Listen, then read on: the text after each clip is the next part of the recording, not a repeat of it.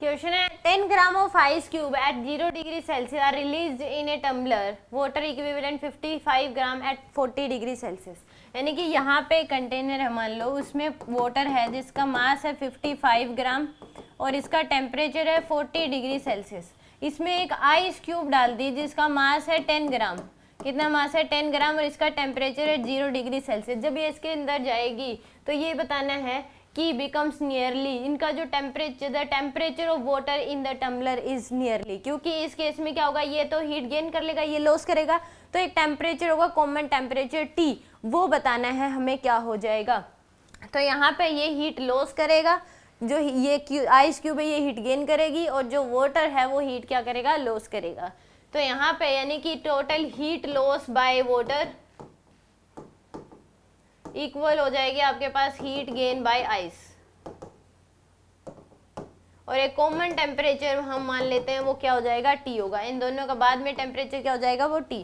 तो heat loss by water क्या हो जाएगी आपके पास, ms delta T equal to, ये पहले जो आइस है, पहले आइस से किस में कन्वर्ट होगी, ये 0 डिग्री सेल्सियस वाटर में, तो यहाँ पे m इंटू एल पहले स्टेट चेंज करेगी प्लस ms डेल्टा T, ये आएगी आपके पास। तो m इंटू में स्पेसिफिक कैपेसिटी, इसका मास कितना दे रखा है हमें 55, कितना मास दे रखा है 55 ग्राम इंटू एस की वैल्यू 1 होती है स्पेसिफिक कैपेसिटी वाटर, और ये 40 से किस में कन्वर्ट होगी, T टेम्परेचर, 40 ज़्यादा है वो T क्या होगा, कम होगा, equal to m into L. तो मास की वैल्यू जो दे रखी है 10 ग्राम इंटू में एल की वैल्यू 80 प्लस में m की वैल्यू 10 इंटू में s की वैल्यू 1 हो जाएगी इंटू डेल्टा T जो होगा वो क्या हो जाएगा, T माइनस 0। तो यहाँ से आ जाएगा आपके पास 55 into 40 minus 55T equal to 800 plus में 10T। तो यहाँ से 0